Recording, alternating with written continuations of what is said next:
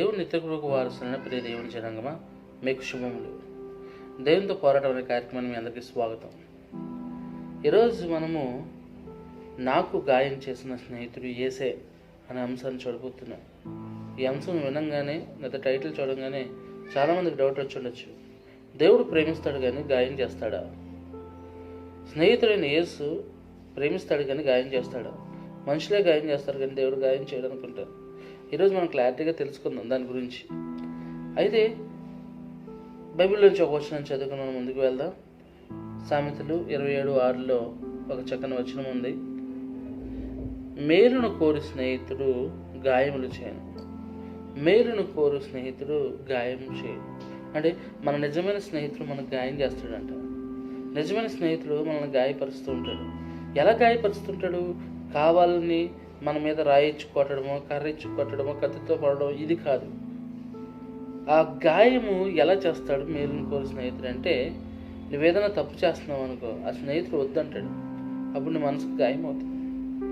ఒక మంచి స్నేహితుడు నువ్వు తప్పు పనులు చేస్తుంటే, పనికిమాలిన పనులు చేస్తుంటే, స్నేహితుడు అన్నవాడు నిజమైన స్నేహితుడు బాబు తప్పురా, చేయకూడదురా, అలాగా మనకు వద్దురా, మన వల్ల అవదరా అంటాడు.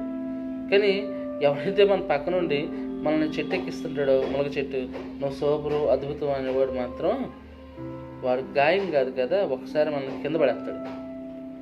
వాడు మోసం మనకి అసలు సాతంతో సమానం. మనకి ఏ తెలుసా, నేను ఎవడన్నా పొగుడుతున్నాడు నీ స్నేహితులు, వాడిని జాగ్రత్తగా చూసుకో. ఎప్పుడోకప్పుడు వాడి వల్ల నువ్వు మోసపోతావు. కానీ గాయం చేసేవాడి వల్ల నువ్వు ఎప్పుడు మోసపడవు, జీవితంలో బాగుపడతావు. చాలామంది జీవితాల్లో ఇప్పుడు ఒకసారి ఆలోచించుకున్నట్లయితే, నీ స్నేహితుల్లో నువ్వు చిన్నప్పటి నుంచి ఇప్పటి వరకు నీ ప్రాణ స్నేహితులుగా ఉన్నవారు నువ్వు విడిపోయి ఉండొచ్చు. ఎందుకో తెలుసా?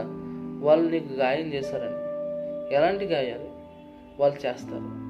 మంచి స్నేహితుడు, మన మేలు కోరే స్నేహితుడు ఎలాంటి గాయాలు చేస్తాడంటే, రెండు చూసుకుందాం. ఒక రోజున ఇద్దరు స్నేహితులు ఉన్నారు. వాళ్ళు చాలా మంచి స్నేహితులు, మంచిగా చదువుకున్నారు, ఒకటే చదువు, ఒకటే జాబు, చాలా మంచిగా ఉన్నారు, మంచిగా సెటిల్ అవుతున్నారు. అలాంటి సమయంలో ఇద్దరు ఫ్రెండ్స్లో ఒకరికి ఈ యొక్క మందు అలవాటైంది, సిగరెట్లు అలవాటైంది, ఇష్టానుసారంగా తిరగడం అలవాటైంది. వాళ్ళ తల్లిదండ్రులు అంటే భయమే, కానీ తల్లిదండ్రులకు తెలియకుండా ఇష్టానుసారంగా తిరగడం, ఇష్టానుసారంగా చేయడం మొదలుపెట్టాడు. ఆ స్నేహితుడు చెప్పాడు, తనకు స్నేహితుడు చెప్పాడు, అరే వద్దురా, ఈ మందు తాగకూడదురా, సిగరెట్లు తాగకూడదురా, ఇష్టానుసారంగా తిరగకూడదురా, నీ ఆరోగ్యమే పడిపోతురా, తర్వాత నీకు జీవితం అనేది ఉండదురా, తప్పుదురా, చేయకురా అంటే వాడు వినలేదండి. వినకపోతే వెళ్ళి ఏం చేశాడంటే, ఈ స్నేహితుడు ఆ చెడిపోయిన స్నేహితుడి గురించి వాళ్ళ ఇంట్లో చెప్పేశాడు, వాళ్ళ తల్లిదండ్రులకు చెప్పేశాడు. ఇలా చేస్తున్నాడు మీవాడు, ఇలా చేస్తున్నాడు మీవాడు అనగానే తల్లిదండ్రులు, ఆ తండ్రి ఆ స్నేహితుడిని తీసుకొచ్చుకొని, చెడిపోయిన వ్యక్తిని, తన కొడుకుని తీసుకుని కొట్టాడంట. చాలా దారుణంగా కొట్టాడు. మళ్ళీ జీవితంలో ఎప్పుడు చెయ్యకు అనే వరకు కొట్టాడంట. నేను చేయను అనే స్నేహితుడు ఒప్పుకొని ఆ రోజు నుంచి చేయలేదు. కానీ తన మనసులో ఒకటి అనుకున్నాడంట, నాతోనే ఉంటూ, నా స్నేహితుడిగా ఉంటూ, నా ప్రాణమిత్రుగా ఉంటూ నాకెంత గాయం చేశాడు, నాకు వెన్నుపోటు పొడిచాడు, ఎంత గాయం చేశాడు అని తెగ బాధపడ్డాడంట. తర్వాత ఆయన అన్నీ వదిలేశాడు. 30 సంవత్సరాల తర్వాత, 20 సంవత్సరాలు జరిగింది. 30 సంవత్సరాల్లో తన జీవితంలో రోజు ఆలోచించుకుంటూ ఉన్నాడంట, ఒకవేళ ఆ రోజు మా నాన్న నన్ను కొట్టుకుని ఉంటే, నేను మందు తాగుతూ, సిగరెట్లు తాగుతూ, ఇష్టానుసారంగా నా జీవితంలో గడుపుతూ ఉంటే, ఇప్పుడు నాకు ఈ చక్కని ఫ్యామిలీ ఉండేది కాదు, ఈ చక్కని జాబ్ ఉండేది కాదు, చక్కని జీవితం ఉండేది కాదు. ఆ రోజు అనుకున్నాడు నా స్నేహితుడు గాయం చేశాడని, వెన్నుపోటు పొడిచాడని, నాతోనే ఉంటూ నా ఇంట్లో చెప్పాడని. కానీ ఈరోజు నేను ఎంత గొప్పగా ఉండడానికి కారణం నా స్నేహితుడే. ఆ రోజు నాకు చెప్పాను, నేను వినలే, కానీ నా తల్లిదండ్రులు చెప్తే నేను వినాల్సి వచ్చింది. అంటే ఆ స్నేహితులు, నీకు ఇప్పుడున్న స్నేహితులు ఎవరన్నా ఇలాంటి గాయాలు చేశారనుకో, వారిని నేను కష్టపడుతుంటే అర్థం. వారితో మాట్లాడడం మానేకు, వెళ్ళి కౌలించుకో. అందరూ ఇది చాలా అద్భుతమైన విషయం.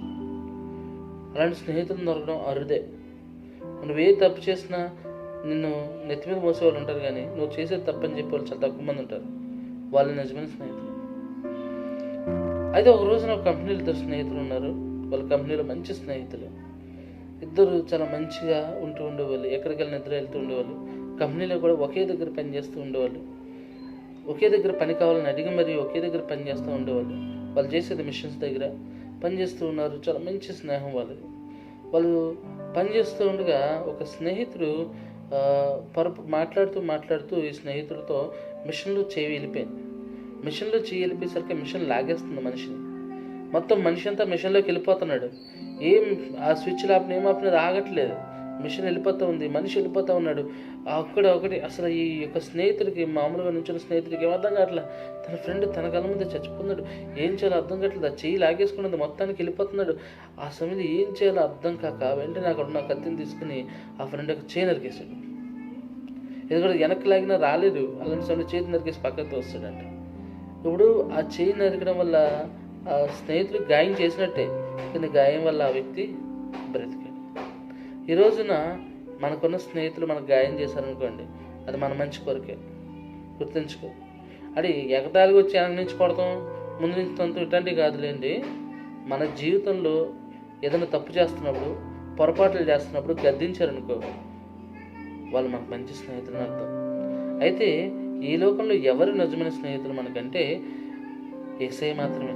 బైబిల్ వచనాల్లో చూద్దాం. యేసయ్య ఎందుకు ఆయన అంటున్నాడు, నువ్వు వెళ్ళలేదు ఆయన దగ్గరికి, ఆయన మన దగ్గరికి వచ్చాడు. యోహాను 15:15 ఇక్కడ మిమ్మల్ని దాసులు అని పిలవక స్నేహితులు అని పిలుస్తాను అంటున్నాడు ఆయన. మీరు నాకు స్నేహితులు అంటున్నాడు ఆయన. మీరు నాకు దాసులు కాదు, మీరు నాకు స్నేహితులు, మీరే నాకు స్నేహితులు అంటున్నాడు ఆయన. హల్లెలూయా. యేసయ్య మన స్నేహితుడు అంట. మనం వెళ్ళలేదు ఆయన దగ్గరికి, బాబు నాతో స్నేహం చేయని. ఆయన మన దగ్గరికి వచ్చాడు. స్నేహంలో చాలామంది ఈ రోజున తారతమ్యాలు చూస్తాడు. అంటే మన స్టేజ్ని బట్టి మనకు ఫ్రెండ్ ఉంటాడు, నా స్టేజ్ని బట్టి నాకు ఫ్రెండ్ ఉంటాడు. అంటే నాకున్న డబ్బుని బట్టో, నాకున్న పలుకుబడిని బట్టో నాకున్న ఫ్రెండ్ నాకు ఉంటాడు. అందుకని నాకు ఒక బిచ్చగాడు ఫ్రెండ్ ఉన్నాడు కదా, లేకపోతే నాకు ఒక డబ్బు కోటీశ్వరుడు ఫ్రెండ్ ఉన్నాడు. ఎందుకంటే ఒక తారతమ్యం. కానీ దేవుడు ఆ తారతమ్యాలు ఏమీ లేవు, అందరితో స్నేహం చేస్తున్నాడు. దాసులమైన మనల్ని ఆయన స్నేహితులుగా పిలుస్తున్నాడు. అంటే ఇది నిజమైన స్నేహం అండి. ఆయన దగ్గర అన్నీ ఉన్నాయి, కానీ మన కోసం ఆయన వచ్చాడు. ఆయనకు సమస్తము తెలుసు, అయినా మనతో స్నేహం చేయాలనుకుంటున్నాడు. నీ యొక్క స్నేహము, నీ యొక్క బుద్ధి అంటే తెలుసు, అయినా కానీ ఆయన నీతో స్నేహం చేయాలనుకుంటున్నాడు. కాబట్టి ఆయన నిజమైన స్నేహం. అయితే ఎందుకు యేసు మనతో స్నేహం చేస్తున్నాడు అంటే, ఎందుకు యేసయ్య మనతో స్నేహం చేస్తున్నాడు అది కూడా బైబిల్ నుంచి చూద్దాం. యోహాను 15:15 ఎందుకనగా నా తండ్రి వల్ల నేను తెలుసుకున్నదంతా మీకు తెలియజెప్పేశాను, నాకు తెలిసిందంతా మీకు తెలియజేశాను. ఇది స్నేహితుడికి ఉండాల్సిన లక్షణం. ఒకరి మనసులో ఒకటి ఏముందో మొత్తం చెప్పారు. ఒకరు స్నేహితులు అంటే ఒకరి దగ్గర ఒకరు ఏది దాచుకోకూడదండి, అదే స్నేహం. తనేంటో తన ఫ్రెండ్కి బాధ తెలుస్తుంది. అక్కడ దేవుడు అంటున్నాడు, యేసయ్య అంటున్నాడు, నా తండ్రి వాళ్ళు తెలిసిందంతా మీకు చెప్పేశాను. నేను నా లోపల దాచుకోవడానికి ఇంకేమీ లేదు, నాకు తెలిసిన ప్రతిదీ మీకు చెప్పాను కనుక మీరు నాకు స్నేహితులు. ఎందుకనగా నేను మీకు చెప్పేశాను, నా దగ్గర ఏముందో, నేనేమై ఉన్నానో సమస్తం మీకు చెప్పాను. కాబట్టి నేను మీకు, నువ్వు నాకు స్నేహితుడివి అని ఆయన అంటూ ఉన్నాడు. అయితే గాయం చేసేది ఎవరు అంటే, ఇప్పుడు స్నేహితుడు యేసే, అయితే గాయం చేసేది ఎవరు అనేది చూస్తున్నట్లయితే, బైబిల్ నుంచి చూసినట్లయితే యోబు 5:18 ఆయనే గాయపరచును. ఎవరంటే ఆయన అంటే యేసే. దేవుడే గాయపరుస్తాడండి మనల్ని. అయ్య బాబోయ్, స్నేహితుడు అన్నారు, ఆయన గురించి అన్నీ చెప్పడన్నారు, మరి గాయపరచడం ఏంటండి?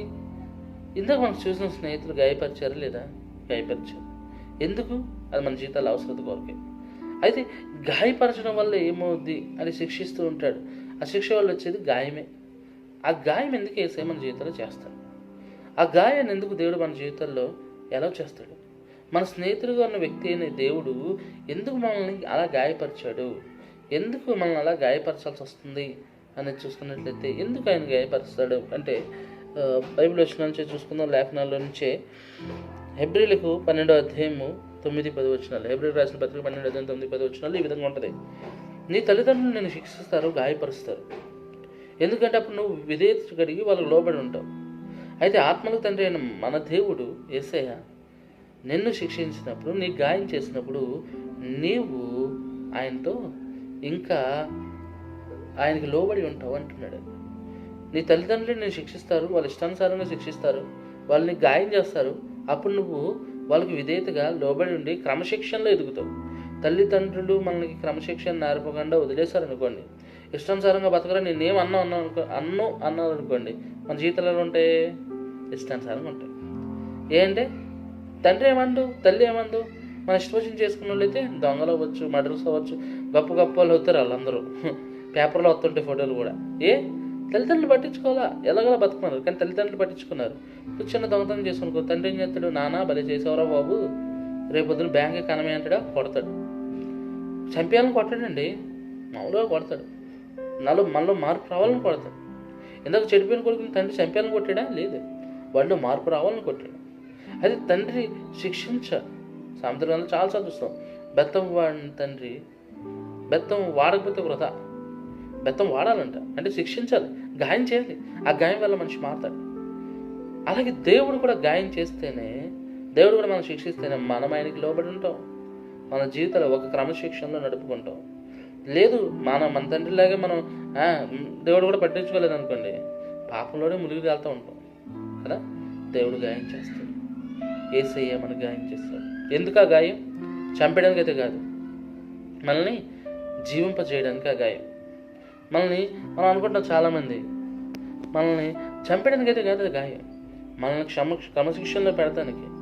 బంగారం ఏవేదైతే ఆ యొక్క సుత్తి దెబ్బలు తట్టుకుని ఒక అలంకారంగా వస్తుందో, దేవుడు నన్ను తను గాయాలు పొందాడు. అలాగని చెప్పి నిన్ను గాయపరుస్తున్నాడు అని కాదు, కానీ తను విధించే శిక్షలు మనకు గాయం కలిగిస్తే దానివల్ల మనకు క్రమశిక్షణ ఏర్పడుతుంది. ఒక భయం కలుగుద్ది దేవుడు అంటే. ఏదో మనం చూస్తున్నాం ఇప్పుడు దాకా, మన స్నేహితుడు ఎవరు? యేసే. ఎందుకు ఆయన మనకు స్నేహితుడు? తండ్రి వలన కలిగిందంతా మనకు చెప్పేశాడు. ఆయన అయితే దాచుకోలేదు. ఎవరు గాయపరుస్తారు? ఆయనే. ఎందుకు గాయపరుస్తాడు? ఒక క్రమశిక్షణలో మనల్ని ఉంచుకోవడానికి. హల్లెలూయా. అయితే ఇప్పుడు మనం చూడబోతున్నాం, దేవుడు కొంతమంది బైబిల్లో కొంతమంది వ్యక్తుల్ని గాయపరిచాడు అనమాట. దేవుడు గాయపరిచిన వ్యక్తుల జీవితాన్ని చూద్దాం, కొంతమంది జీవితాన్ని చూద్దాం. ముందుగా మనము యోబు జీవితాన్ని చూడొచ్చు. యోబు 2:7 చూస్తే, కాబట్టి అపవాది యెహోవా సన్నిధి నుండి వెళ్ళి అరికాలు మొదలుకొని నన్నెత్తి వరకు బాధగల కురుపులతో యోబును మొత్తెను. ఇక్కడ మనం యోబుని అపవాది మాత్రం జరుగుతుంది. ఎవరు మొత్తుతున్నారు? అపవాది. కానీ పర్మిషన్ ఎక్కడి నుంచి వచ్చింది? దేవుని దగ్గర నుంచి వచ్చింది. అంటే దేవుడు ఎలా చేశాడు? దేవుడు గాయపరచడానికి ఎలా చేశాడు అంటే, ఇప్పుడు సాధారణ గాయపరచడం అంటారు చాలామంది, కానీ దానికి పర్మిషన్ ఎవరు ఇచ్చారండి? యేసే. అంటే దేవుడు ఇష్టపడ్డాడు, యోబుకు గాయం చేయడానికి దేవుడు ఇష్టపడ్డాడు. ఏంటో గాయం అంటే శారీరక గాయాలు. అంటే సర్వం కోల్పోయాడు, అన్నీ కోల్పోయాడు, కానీ అంటే మనిషికి అన్నం అంటే ఆస్తిపాస్తులు లేకపోయినా, పిల్లలు లేకపోయినా, ఏం లేకపోయినా నడుస్తుంది, కానీ ఆరోగ్యం లేకపోతే నడవు. కాబట్టి ఈ యొక్క సాతాను ఏం చేశాడంటే యోబుని గాయపరిచాడు. అంటే దేవుని యొక్క పర్మిషన్ ద్వారానే. దేవుడికి ఇష్టమైంది కదా యోబుని గాయపరచడానికి, ఇష్టమైంది. ఎందుకు ఇష్టమైంది దేవుడు యోబుని గాయపరచడం కంటే మనం తర్వాత చూద్దాం. కానీ యోబు గాయపడ్డాడు. ఎంత దారుణంగా గాయపడ్డాడండి? అరికాలు మనకు నిన్నటి వరకు కుష్ఠరోగం వచ్చిందండి. అసలు ఆ కురుపుల నుంచి చీమ గారిపోతూ ఉందండి, ఆ కురుపుల నుంచి వాసన వస్తూ ఉందండి. అప్పుడు దాకా తను బ్రతుకున్న జీవితం అసలు రాజుగారి బట్టలు వేసుకుని బ్రతుకు. కానీ ఇప్పుడు ఏమైపోయిందో తెలుసా? ఒక బూడిద చల్లుకొని శరీరం అంతా యొక్క దురద వస్తుంటే, చీమ గారిపోతుంటే, దింపు వస్తుంటే, బాధ వస్తుంటే ఏం చేయాలో తెలియక గోక్కోవడానికి చేతులు కూడా కుష్టి అయిపోతే ఒక చెల్లె పెంకు తీసుకుని, ఒక కొండ పెంకు తీసుకుని శరీరం అంతా గోక్కుంటూ రక్తం కారుతుంటే, చీమ కారుతుంటే ఆ బాధ అనిపించలేకపోతున్నాడు. ఎస్ఏ ఎందుకు ప్రభు ఇంత గాయం చేసావు అని ఆయన అడగల. ఎందుకు ప్రభు నా జీవితంలోకి ఇంత గాయాన్ని చేసావు నువ్వు అని అడగట్లా. ఆయన్ని గాయం చేశాడు దేవుడు, యోబుని గాయపరిచాడు దేవుడు. మనం సాతాను చేశాడు, సాతాను చేశాడు, కానీ సాతానుకి పర్మిషన్ ఇచ్చింది దేవుడు మాత్రమే. దేవుడు అలౌ చేయలేనిదే ఏది మన జీవితంలోకి రాదు. దేవుడు పర్మిషన్ ఇవ్వలేనిదే ఏది మన జీవితంలోకి రాదు. కావాలి మనం వెళ్ళి కొనుక్కు తెచ్చుకుంటున్నా అది రాదు, దేవుడు అలౌ చేస్తాడు అనమాట. ఇప్పుడు మనం చూస్తే యోబు జీవితాన్ని దేవుడు గాయపరచడం చూసాం. ఇక దావీదు జీవితాన్ని కూడా చూడొచ్చు. దేవుడు దావీదును కూడా గాయపరచాడంట. 2 సమూయేలు 12:15 గనుక నీకు పుట్టిన బిడ్డ నిశ్చయముగా చచ్చునని దావీదుతో చెప్పితే నా ఇంటికి వెళ్ళను.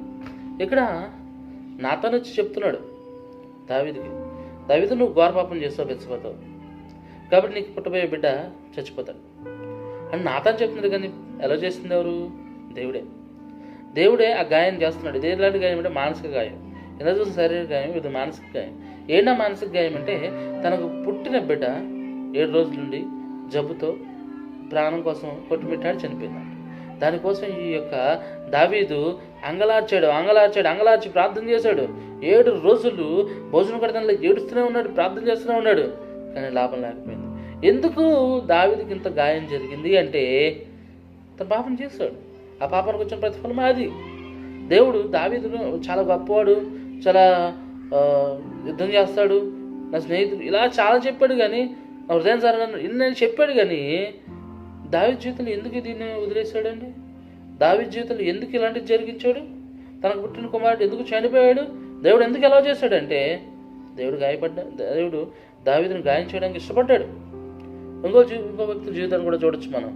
ఇంకో వ్యక్తి యోనా జీవితాన్ని చూసినట్లయితే యోనా 4:8 మరియు ఎండకాయగా దేవుడు వేడిమి గల తూర్పుగాలిని రప్పించును.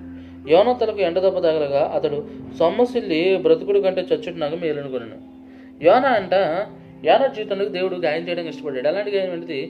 ఇది కూడా శారీరక గాయం లాంటిదే. ఇదేంటిది అంటే ఈ యోనా ప్రకటించి మీరు అందరూ చేస్తారన్నాడు. దేవుడు అన్నాడు, వదిలే అయ్యా, నాకు వదిలేస్తానంటే లేదు ప్రభువా, నువ్వు వాళ్ళని ఎలాగన్నా నాశనం చేసేయాలి, అందుకే నేను ఇక్కడికి వచ్చాను, వీళ్ళు ఎలా నాశనం అవుతారో చూస్తానని చెప్పి ఆ పట్టణం కనబడేలాగా కొండపైకి కూర్చుని మంచిగా నిద్ర వస్తుంటే పడుకున్నాడు. అక్కడ సొర చెట్టు కింద కూర్చున్నాడు, మంచిగా పడుకున్నాడు. ఆ సొర చెట్టు మంచి నీడనిచ్చింది. దేవుడు యోనా కోసం సృష్టించాడంట. అక్కడ రాసిన పట్టినది. ఆ సొర చెట్టు కింద కూర్చుని మంచిగా సేద్దిరుతున్నాడు, పడుకున్నాడు మంచిగా. తెల్లారు లేచేసరికి కొంచెం ఎండ వస్తూ ఉంది, ఎడారి ప్రాంతం ఏమది. ఆ యొక్క సొర చెట్టు కాస్త ఏమైందంటే ఒక పురుగు పడడం వల్ల అది వాడిపోయిందంట. ఈయన మంచిగా పడుకున్నాడు, తెల్లారు లేని లేగలేదు, సూర్యుడు వస్తున్నాడు కానీ లేగలేదు. ఇంతలో ఈ చెట్టు ఏమైపోయిందంటే మాడిపోయిందండి. పడిపోయేసరికి ఈ వ్యక్తికి అప్పుడు సూర్యుడు తూర్పుగాల చేత వేడిమిగలు తగలంగానే, భయంకరమైన వేడిగలు తగలంగానే ఈయన అంటున్నాడు, ప్రభువా నేను చచ్చిపోయేలాగా ఉన్నానయ్యా. అక్కడ దేవుడే పంపించాడు ఆ వేడిగాలిని. ఎందుకు పంపించాడు? ఎందుకు గాయం చేయడానికి ఇష్టపడ్డాడు యోనాకి? అక్కడ చూస్తున్నాం యోనా, అయ్యి బాబోయ్ ప్రభువా, ఇక్కడ చచ్చిపోతే వెళ్ళయ్యా, ఇక్కడ బ్రతుకుంటే కానీ ఈ ఎండలో ఈ యొక్క గాలిలో చచ్చిపోవడం వేలు, ఈ సొర చెట్టుని నువ్వు నాశనం చేసావు, నేను చచ్చిపోయినంత కోపం వస్తుంది నాకు చంపాల్సినంత కోపం వస్తుంది నాకు ఈ సొర చెట్టుని బట్టి అంటూ ఉన్నాడు. అంటే దేవుడు యోనాన్ని గాయపడడానికి ఇష్టపడ్డాడు, గాయం చేయడానికి ఇష్టపడ్డాడు, గాయపరిచాడు. ఇంకా 4 వ్యక్తిని చూసుకుందాం. ఆదికాండం 32:25-26 చూసినట్లయితే తను అతనికి గెలవకుండా చూసి తొడగొట్టు మీద అతన్ని కొట్టెను. అప్పుడు అతడు ఆయనతో పెనుగులాడటం వలన యాకోబు తొడ గూడు వసలేను. ఇక్కడ మనం చూసినట్లయితే ఇక్కడ యాకోబుని గాయపరచడానికి దేవుడు ఇష్టపడ్డాడు. అంటే తనే స్వయంగా దేవునితో పోరాడి గెలిచను అని అంటున్నాడు. అంటే దేవుడే ఆయన పోరాటం సాగిస్తున్నాడు. దేవుని దూత అయితే దేవుడు, మనకు అంత క్లారిటీ లేదు, కానీ దేవుడితోనే పోరాటం అంటే దేవునే అయి ఉంటాడు, దేవుని యొక్క శక్తి అయి ఉంటుంది. ఆ యొక్క దేవునితో పోరాటం చేసి గెలిచాడంటే, దేవునితో పిల్లలు గెలిచినప్పుడు దేవుని వదలట్లేదు. నన్ను ఆశ్రయిస్తూ కానీ వదలను. దేవుడు ఏం చేశాడు? ఆయన తొడగుడి మీద కొట్టినప్పుడు ఆయన తొడగుడు వడిసలేదు. అంటే ఆయన నడవలేకపోతున్నాడు, కుంటివాడిగా మారాడు. ఒక కాలు నడవట్లేదు, ఒక కాలు ఇప్పటిలాగా ముందులాగా నడవట్లే, కుంటివాడిగా మారాడు, కొంచెం కుంటివాడిగా. ఎందుకు మారాడు తెలుసా? దేవుడు యాకోబుని గాయం చేయడానికి ఇష్టపడ్డాడు. యాకోబుని గాయం చేయడానికి దేవుడికి ఇష్టమైంది. నన్ను ఆశ్రయించు అంటే దేవుడు ఆశ్రయించి వెళ్ళిపోవాలి కదా. సరే ఆశ్రయించేస్తున్నాను వెళ్ళిపో అనలేదు, కానీ ఆశ్రయిస్తున్నాను, కానీ ఆయన ఒక కాలుని ఆయన తొడగుడి మీద కొడతానికి దేవుడికి ఇష్టమైంది, అంటే గాయపరచడానికి ఇష్టమైంది. ఎందుకు ఇదంతా చేస్తున్నాడు దేవుడు అని చూద్దాం. అంటే మనం ఇప్పుడు దాకా చూస్తాం, యోనాను గాయపరిచాడు దేవుడు, యోబుని గాయపరిచాడు దేవుడు, దావీదుని గాయపరిచాడు దేవుడు, ఇంకా ఇప్పుడు మనం చూస్తున్న యాకోబుని గాయపరిచాడు దేవుడు. ఎందుకు గాయం చేశాడు? ఈ గాయం చేయడం వల్ల వాళ్ళ జీవితంలో ఏం జరిగింది? వాళ్ళకి స్నేహితుడుగా ఉన్నాడు, ఏబుకి స్నేహితుడుగా ఉన్నాడు, ఏబుతో మాట్లాడుతూ ఉన్నాడు, ఏబు గొప్ప స్నేహితుడుగా ఉన్నాడు దేవుడు. దావీదుకి స్నేహితుడుగా ఉన్నాడు, ఆ స్నేహితుడు నలదేవసాడు అన్నాడు. యోనాకి స్నేహితుడుగా ఉన్నాడు, యోనాకి ప్రతిదీ మాట్లాడుతూ ఉన్నాడు, చెప్తూ ఉన్నాడు. అలాగే యాకోబు కూడా దేవుడు స్నేహితుడు ఉన్నాడు.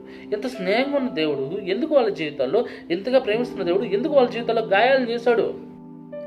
ఎందుకు గాయం చేస్తున్నాడు దేవుడు అనేది మనం చూడొచ్చు. ఎందుకు గాయం చేయడం వల్ల వాళ్ళ జీవితంలో ఏం జరిగింది అయ్యా అంటే మన బైబిల్ నుంచే చూడొచ్చు. అలా గాయం చేయడం వల్ల ఏం జరిగింది వాళ్ళ జీవితాల్లో.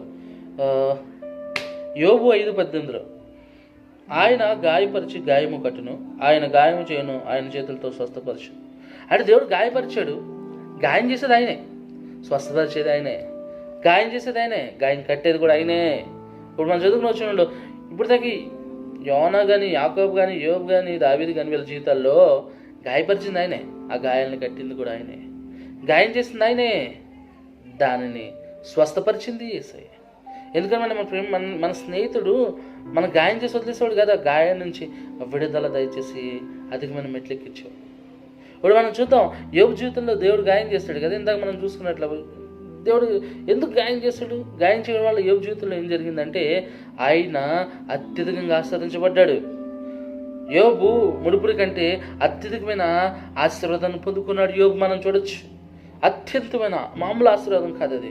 ఎంతకు ముందు దానికన్నా డబల్ పొందుకున్నాడు అన్నీనండి. భార్యని మాత్రం కాదు కానీ అందరినీ, పిల్లలు కానీ, వాళ్ళ దేశంలోనే మంచి అందగాళ్ళంట పిల్లలందరూ. ఇంత గొప్ప ఆశీర్వాదం ఉన్నాయి కోల్పోయి.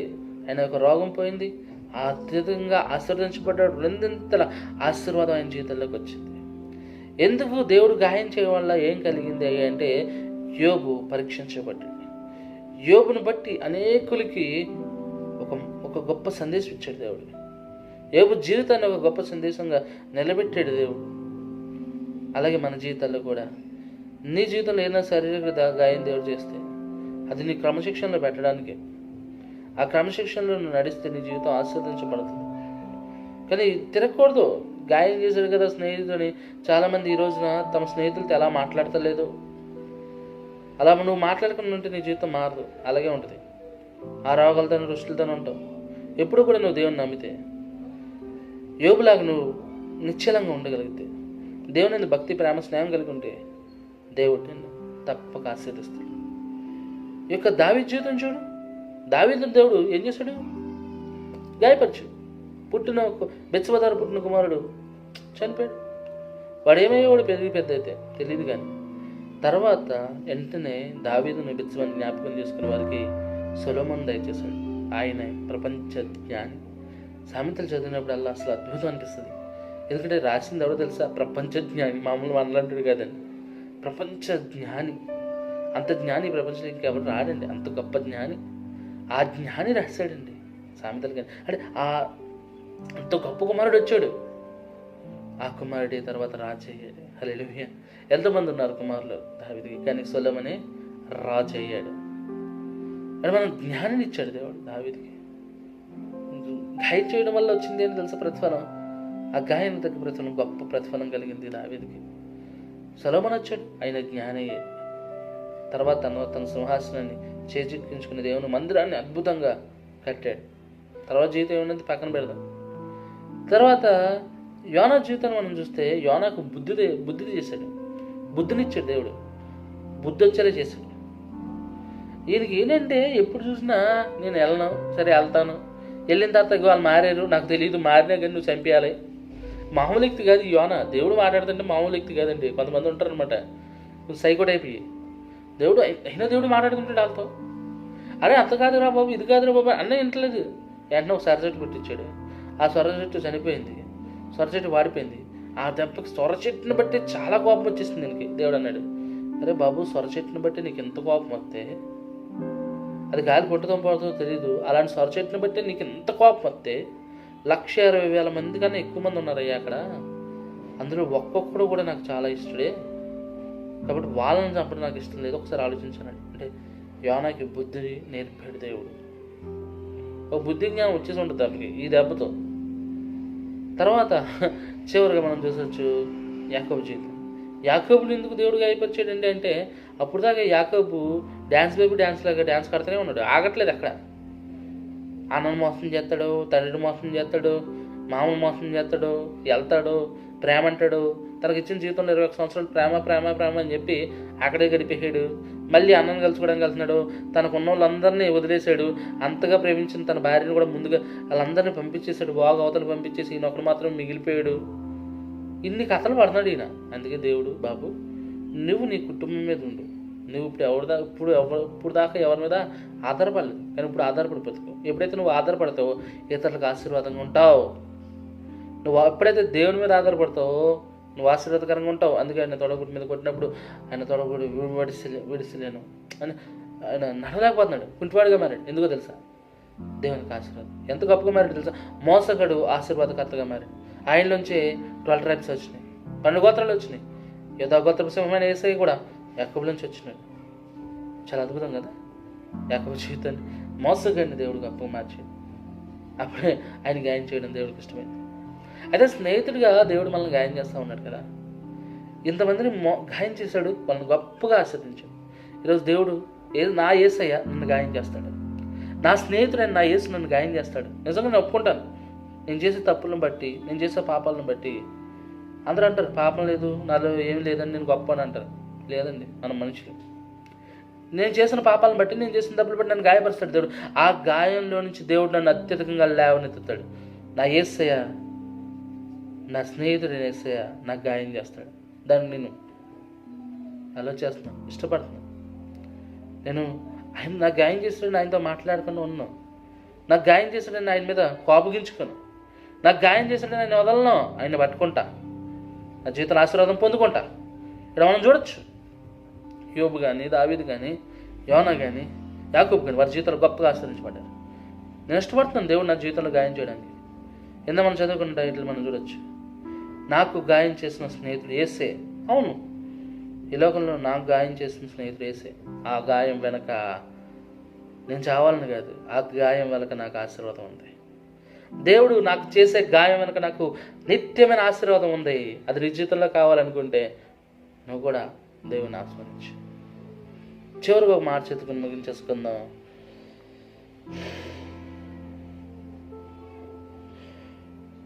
ఇప్పుడు కూడా నువ్వు ఎవరైనా సరే మారు మనసు పొందకుండా ఉంటే, క్రీస్తుని ధరించుకుని ఉంటే, క్రీస్తుని స్నేహితుడు అంగీకరించుకున్నట్లయితే, లవోదికయ సంఘానికి దేవుడు మాట్లాడుతున్నాడు. ప్రకటన గ్రంథం 3:19, నేను ప్రేమించి వారిని అందరినీ గద్దించి శిక్షించున్నాను కనుక నీవు ఆసక్తి కలిగి మారు మనసు పొందుము. ఆయన మనల్ని ప్రేమిస్తున్నాడండి, ప్రేమించి శిక్షిస్తున్నాడు. ప్రేమించిన వాడు శిక్షిస్తాడు, ప్రేమించిన వాడు గద్దిస్తాడు. ప్రేమించిన వాడు శిక్షించి గద్దించి ఒక క్రమశిక్షణలోకి వస్తే భుజాల మీద ఎక్కించుకొని తిరుగుతాడు. నిజం, ప్రేమిస్తాడు, గద్దిస్తాడు, ఆ తర్వాత నిన్ను అందరానికి ఎక్కిస్తాడు. ఇది లవోదికయ సంఘం అంటే ఈ ప్రస్తుత సంఘానికి రాస్తున్నాడు దేవుడు, మాట్లాడుతున్నాడు దేవుడు. ఎప్పటికీ నువ్వు గల మారు మనసు పొందకపోతే, మారు మనసు అనగా, మారు మనసు అంటే మనసు తీసుకో మనసు కాదు, నీ మనసులో క్రీస్తు ఉండటమే మారు మనసు. మనసు మారిపోవాలండి. ఎలా మారిపోవాలండి? క్రీస్తు మనసులా మారిపోవాలండి. మారు మనసు. ఈ మనసుకు బదులు ఇంకో మనసు కావాలి. ఏ మనసు అది? క్రీస్తు ఏ లోకంలో వచ్చిన జీవించినప్పుడు ఏ మనసునైతే కలిగి ఉన్నాడో అదే మనసును మనం కలిగి ఉండాలి. అదే మారు మనసు అనమాట. యేసు నిజమైన రక్షకుడిని ఒప్పుకోవాలి, యేసు నా స్నేహితుడిని ఒప్పుకోవాలి. ఎప్పుడైతే నువ్వు ఒప్పుకుంటావో ఆయన ప్రేమిస్తాడు కనుక మారు మనసు పొందు. ఇప్పటికైనా చాలామంది క్రైస్తవులు కూడా ఇప్పుడు మారు మనసు లేదు. ఆ మనసు మారిపోతూ ఉంటుంది. రోజు టీవీ చూసినప్పుడు టీవీ వైపుకి, సినిమా చూసినప్పుడు సినిమా వైపుకి, మందు చూసినప్పుడు మందు వైపుకి. కళ్ళు ఎక్కడున్నాయి? జాగ్రత్త ఒకసారి. స్నేహితుడా, సహోదరి, నీ యొక్క స్నేహం దేవునితో, ఈ లోకం వాటితో కాదు. మారు మనసు పొంది నీ మనసులో క్రీస్తు ఉండాలి. ఈ చెత్త చెదారం అంతా ఉండకూడదు. ఈ లోకంలో చెత్త చెదారం అంతా ఉంటే ఈ లోక స్నేహము దరిద్రం. వద్దండి, బైబిల్ అంటుంది. ఈ లోక స్నేహం అసలు మంచిది కాదండి, వద్దండి, అసలు వద్దు. దేవునితో స్నేహం చేద్దాం. దేవునితో స్నేహం చేస్తే ఆయన మనం గాయపరుస్తాడు. ఈ గాయం అనేది ఇట్స్ స్వీట్, మన జీవితాలకి తీయదనాన్ని కలిగించే గాయం. ఇది నొప్పి వచ్చినా దాని తర్వాత ఆశీర్వాదం వస్తుంది. చిన్న ప్రార్థన చేసుకుందాం. పరిశుద్ధుడా, ప్రేమేడ, మా నమ్మకం కలిగిన ప్రేమానికి వందనాలు. మా జీవితాలను గాయం చేస్తాం. ఆ గాయం మమ్మల్ని చంపేయడానికి, నరకంలో పడేయడానికి కాదు, కానీ మా జీవితాల్లో మార్పు తేయడానికి, క్రమశిక్షణలో తీసుకురావడానికి. అయినా నిజంగా నా జీవితం నేను ఒప్పుకున్నా. నా స్నేహితుడిగా నన్ను మార్చు, నన్ను శిక్షించు, గద్దించు, గాయపరచు, నన్ను మార్చుకో ప్రభు. మా జీవితాలను మార్చు. ఈ వీడియో చూసిన ప్రతి ఒక్క బిడ్డని దేవా సహాయం తెచ్చు. ఫ్రెండ్షిప్ డే జరుపుకున్న ప్రతి ఒక్క బిడ్డ జీవితంలో ఇదిగా ప్రభు, ఎవరైనా ఇతర స్నేహితులు మాట్లాడుకోకుండా ఉంటే, మేలు చేయాలని ఎవరైనా సరే ఎలాంటి కార్యాలు చేసినప్పుడు మాట్లాడుకుంటే వారితో మాట్లాడండి. నీవు నిజమైన దేవుడు అని ప్రతి ఒక్కరు తెలుసుకొని మారు మనసు పొంది ప్రభు ఆశీర్వాదం పొందుకుంటూ సహాయం తెచ్చండి. యేసును ప్రార్థించిన తండ్రి, ఆమేన్. అందరికి వందనాలు. God bless you. Praise the Lord. అందరికి వందనాలు. వాక్యాన్ని విన్నారు కదా. అయితే ఇక ముందు ఒక వారం రోజుల్లో ఒక కొత్త కార్యక్రమం స్టార్ట్ చేయబోతున్నది. ఏంటంటే కొత్త ఛానల్ని తెలుగు వీడియో ఎడిటింగ్ టిప్స్. దీని ద్వారా మీరు ఏం నేర్చుకుంటారంటే, ప్రస్తుతం నేను అలా వీడియో అయితే ఎడిటింగ్ చేస్తున్నాను, సేమ్ అలాగే మీరు అందరూ కూడా వీడియో ఎడిటింగ్ చేయొచ్చు. మన చేతిలో ఒక 100 మొబైల్ ఉంటే చాలు. ఈరోజు ఆండ్రాయిడ్ మొబైల్ లేని వాళ్ళు అయితే ఎవరు లేరు కదా. ఉంటే నువ్వు వాక్యం చెప్పాలనుకుంటే ఈ మాదిరిగా నువ్వు వాక్యం చెప్పచ్చు. అయితే బేసిక్గా మనం టీవీలో చెప్పేంత వాక్యం పెద్ద డబ్బులు మన దగ్గర లేవు. వాక్యం ఉంది కానీ అలాగే ఈ యొక్క ఇలా యూట్యూబ్లో ఇలా డిజైనింగ్తో పెట్టేంత ఆలోచనలు ఉన్నాయి కానీ ఎలా చేయాలో తెలీదు. కాబట్టి నేను మీ అందరి కోసం, క్రైస్తవ సహోదరుల కోసం, పాస్టర్స్ అందరి కోసం, మీ చేతిలో మొబైల్ ఉంటే చాలు, ఆండ్రాయిడ్ మొబైల్, ఎలాగా వీడియో ఎడిటింగ్ చేయాలి ప్రతిదీ డీటెయిల్గా మేము ఎందుకు తీసుకొస్తాను. ప్రతిదీ అండి.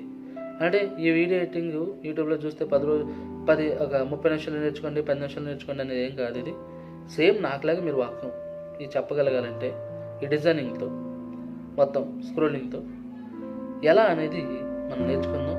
ప్రతిదీ లోగో, పైన టైటిల్, సబ్ టైటిల్, మన చర్చికి ఒక లోగో, మన కార్యక్రమానికి ఒక పేరు, అలాగే కింద స్క్రోలింగ్, తర్వాత వాక్యం వచ్చేటప్పుడు ఈ యొక్క షీట్ ఓపెన్ అవ్వడం, వాక్యం మంచిగా రావడం, ఇదంతా మనం నేర్చుకుందాం. మీ ఇష్టమైతే దయచేసి ఆ ఛానల్ కూడా సబ్స్క్రైబ్ చేసుకోండి. తెలుగు వీడియో ఎడిటింగ్ టిప్స్, దాని కొరకు ప్రార్థన చేయండి. వందనాలు. ఈ కార్యక్రమాన్ని వీక్షించినందుకు మీ అందరికి వందనాలు. దయచేసి మా ఛానల్ని సబ్స్క్రైబ్ చేయండి. మరిన్ని వీడియోల కొరకు పక్కన బెల్ సింబల్ని క్లిక్ చేయండి, లైక్ చేయండి, షేర్ చేయండి. మనమందరి దేవుని కృపలో ఎదుగులాగా ప్రార్థన చేయండి. అందరికి వందనాలు. థ్యాంక్స్.